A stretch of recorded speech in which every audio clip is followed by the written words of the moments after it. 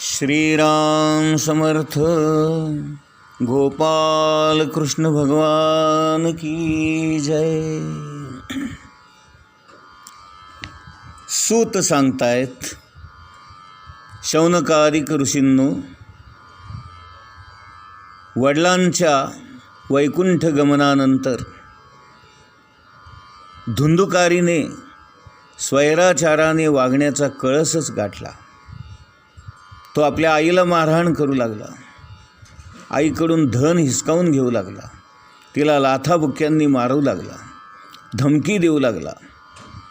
आणि म्हणून धुंदुकारीच्या या वागण्याचा धसका घेऊन त्याच्या आईने म्हणजे धुंदुलीने एके रात्री घराच्या मागच्या बाजूला असणाऱ्या विहिरीमध्ये उडी मारून आपला जीव त्याग केला। आणि मग धुंदुकारी त्या वेश्यांकडे जाऊ लागला आणि त्या वेश्यांनासुद्धा आपल्या घरी घेऊन येऊ लागला। अशा प्रकारे त्याचं वागणं अत्यंत गैरवर्तन ठरलं। इकडे गोकर्ण मात्र वडिलांचा मृत्यू झाल्यानंतर तीर्थयात्रेला निघून गेला। या घरामध्ये ज्या काही घटना घडल्या त्याला कोणत्याही प्रकारचं सुख किंवा दुःख झालं नाही, कारण तो कुणालाही आपला मानत नव्हता।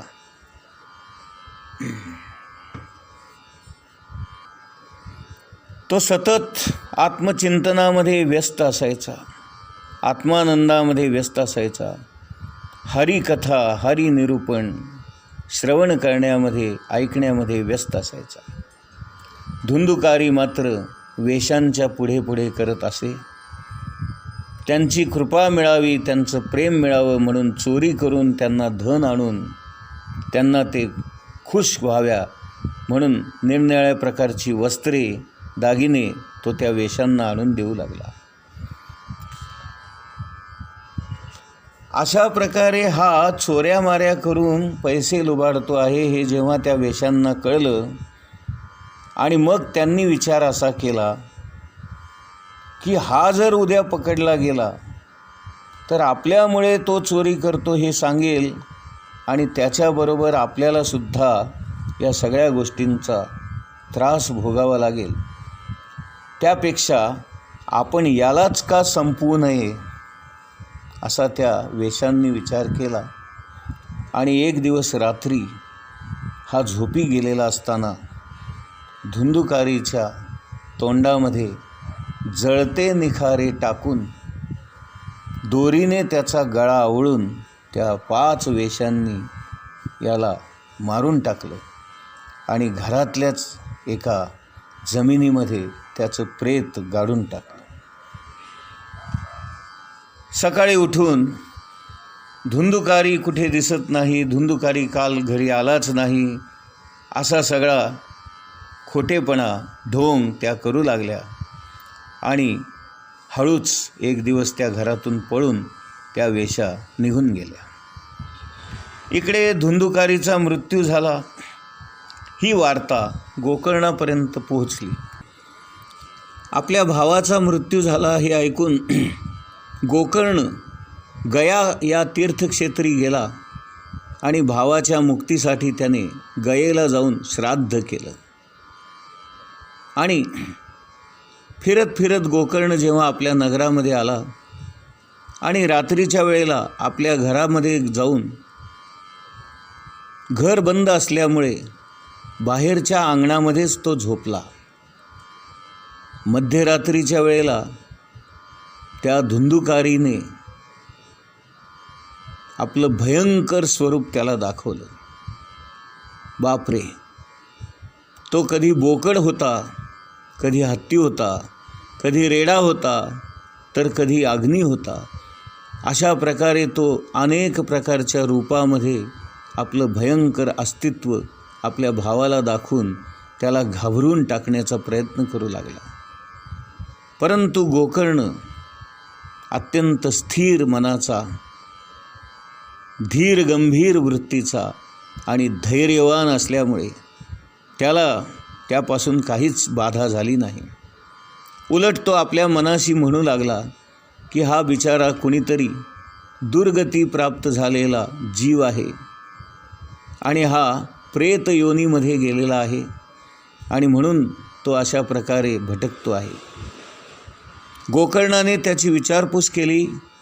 अरे हे तू भयानक रूपे मला दाखवणारा कोण आहेस बरे?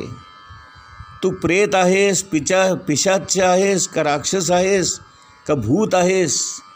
कोण आहेस मला सांग. यावर ते प्रेत म्हणालं, अरे बाबा, मी तुझा भाऊ आहे, माझं नाव धुंदुकारी. मी अत्यंत वाईट वर्तन केलेलं आहे, आईवडिलांना मारहाण केलेली आहे, त्या दोघांचाही जीव घेतलेला आहे आणि म्हणून आज मी या दशेला पोचलो आहे. मला मृत्यूनंतर प्रेत योनी प्राप्त झालेली आहे आणि मी केवळ आता वायुभक्षण करून जगत आहे. हे माझ्या प्रिय बंधू, तू दयेचा सागर आहेस, तर मला कृपा करून या प्रेत योनीतून बाहेर काढावंस अशी मी तुला विनंती करतो. तू मला या प्रेत योनीतून सोडव. गोकर्णाने रात्रभर विचार केला की याला या प्रेत योनीतून कसा बरे बाहेर काढावा, परंतु त्याला काही उपाय सुचेना. म्हणून त्याने सूर्याची प्रार्थना केली, सूर्याची स्तुती केली आणि आपल्या बंधूच्या म्हणजे धुंदुकारीच्या मुक्तीचा उपाय मला सांगावा अशी जेव्हा त्याने प्रार्थना केली, भगवान सूर्यनारायणाने त्याला सांगितलं की श्रीमद भागवत कथा त्याला ऐकव, तीच कथा त्याला मुक्त करू शकते. हे ऐकल्यानंतर गोकर्ण एका व्यासपीठावर बसून ही भागवत कथा सांगू लागला आणि ही भागवत कथा श्रवण करण्यासाठी त्या धुंदुकारीचं प्रेत तिथे येऊन बसू लागलं. परंतु त्याला बसण्यासाठी जागा कुठेच पसंत पडेना, म्हणून समोर असलेल्या एका बांबूमध्ये तो जाऊन बसला. त्या बांबूला 7 पेरं होती नाही का, त्यामुळे तो सर्वात खालच्या पेरामध्ये घुसला आणि तिथे बसून राहिला. ज्या वेळेला पहिल्या दिवसाची कथा संपली तेव्हा एक मोठा विचित्र आवाज आला आणि मोठा आवाज आला आणि त्या बांबूची सर्वात खालची गाठ तटकन फुटली. दुसऱ्या दिवशीची कथा संपली तेव्हा दुसरी गाठ फुटली. असं करत करत 7 दिवसामध्ये त्या बांबूची 7ही पेरं आणि 7ही गाठी फुटल्या आणि एखादा वारा जसा मुक्त व्हावा त्याप्रमाणे त्या बांबूतून ते धुंदुकारीचं प्रेत वाऱ्याप्रमाणे मुक्त झालं आणि तो दिव्य देह धारण करून, दिव्य शरीर धारण करून त्या आपल्या बंधूसमोर गोकर्णासमोर प्रगट झाला. त्याने आपला भाऊ गोकर्ण याला नमस्कार केला आणि म्हणाला, हे बंधू, तू अत्यंत दयाळू आहेस आणि तू भागवत सप्ताह हा विधी केलास आणि मला भागवताची कथा ऐकवलीस आणि म्हणून मी आज प्रेत योनीतून मुक्त झालो. तुझे माझ्यावर अनंत उपकार आहेत आणि तू मला ही कथा ऐकवल्यामुळे मी धन्य झालेलो आहे आणि या कथेच्या श्रवणामुळे आता मला कृष्णधाम वैकुंठधामाची प्राप्ती तू करून दिलेली आहेस. अशा प्रकारे अत्यंत पापी असणारा धुंदुकारीसुद्धा या कथेच्या श्रवणाने मुक्त झाला आणि वैकुंठ लोकाला जाऊन पोहोचला. मला सांगायला आनंद वाटतो आहे की तुम्ही विचार करा, आपण या धुंदुकाली इतके तर वाईट नाही ना. आपण चांगली माणसं आहोत, सज्जन आहोत, भक्त आहोत आणि आपण स्वतःच्या इच्छेने, प्रेरणेने आपण हे भागवत ऐकतो आहोत, भागवत कथा ऐकतो आहोत. मग आपण का बरे मुक्त नाही होणार, नाही का? आणि म्हणून आपण सर्वजण भाग्यवान आहोत की आपल्याला या भागवत कथेचा लाभ होतो, नाही का? गोकर्ण आणि त्याचा बंधू धुंदुकाली यांच्यामध्ये हा संवाद सुरू असतानाच स्वर्गलोकातून एक विमान आलं आणि त्या विमानामध्ये भगवंताचे पार्षद येऊन धुंदुकारीला त्या विमानात बसवून वैकुंठ लोकाला घेऊन गेले.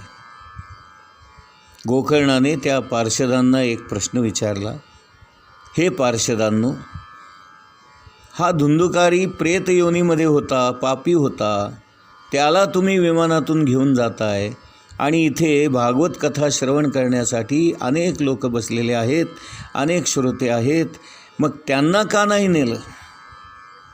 नाही का? हा भेदभाव का?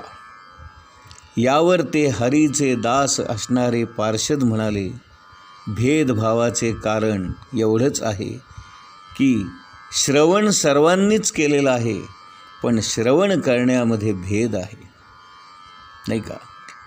जर सर्वांनी या धुंदुकालीसारखं एक चित्त होऊन श्रवण केलं असतं, मनन चिंतन केलं असतं, तर त्यांनाही विमानातून नेलं असतं. परंतु या लोकांच्या श्रवणामध्ये फरक आहे. शिवाय धुंदुकालीने 7 दिवस उपवास केलेला आहे, त्याने काहीच खाल्लं नाही, प्याला नाही, आणि त्याच्या मनातून विषय चिंतन हे पूर्णपणे नाहीसं झालेलं होतं. त्याचं मन स्थिर होतं.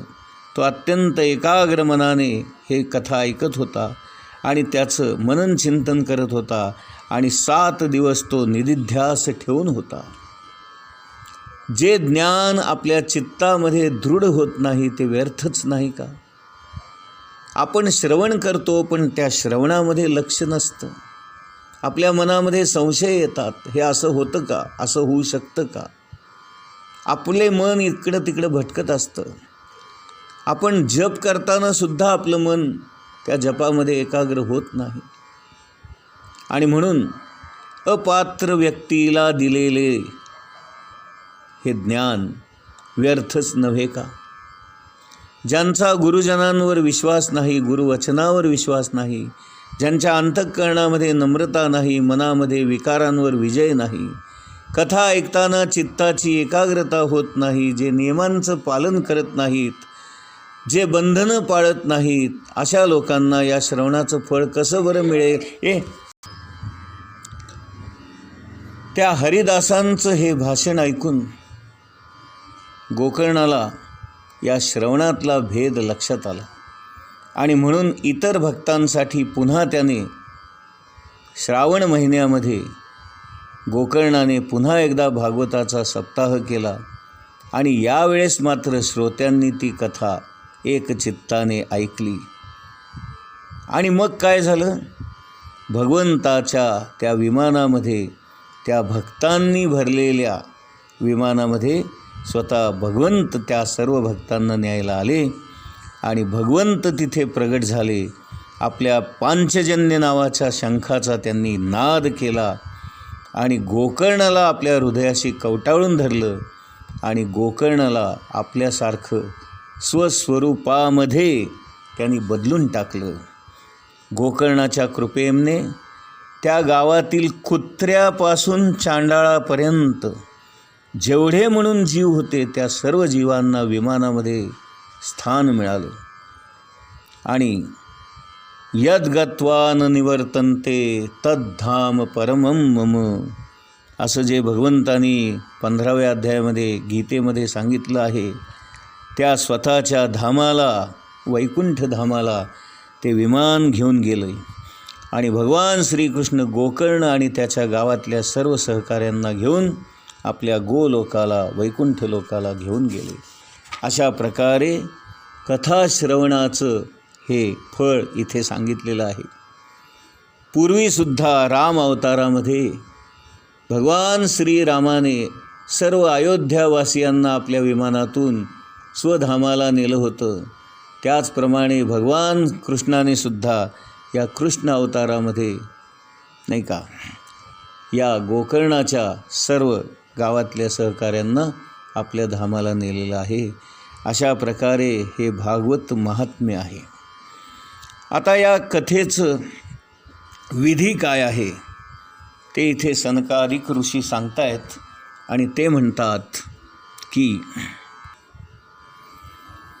सनकादिक ऋषींनी या भागवत कथा श्रवणाचा आणि कथा सप्ताह करण्याचा विधी इथे समजून सांगितलेला आहे आणि अशा प्रकारे विधीपूर्वक हा जर सप्ताह केला तर त्याचं फळ आणखीन थोडंसं जास्त मिळतं असं त्यांनी सांगितलेलं आहे. व्रतस्थ राहिलं पाहिजे, ब्रह्मचर्य पालन केलं पाहिजे आणि मनामध्ये काम, क्रोध, मद, मत्सर, लोभ, दंभ, माया, मोह यांना थारा देऊ नये, सत्यवचन करावं, इतरांची निंदा करू नये, प्रेमाने वागावं वगैरे वगैरे गोष्टी, बंधनं त्यांनी सांगितली. श्री कृष्ण गोविंद हरे मुरारे, हे नाथ नारायण वासुदेव याचा गजर करावा. ओम नमो भगवते वासुदेवाय याचा जप करावा. एकाग्र चित्ताने कथा ऐकावी आणि भगवान श्रीकृष्णाच्या या कथा अमृतामध्ये न्हाऊन निघावं, त्याचं आकंठ पान करावं. गोपाल कृष्ण भगवान की जय.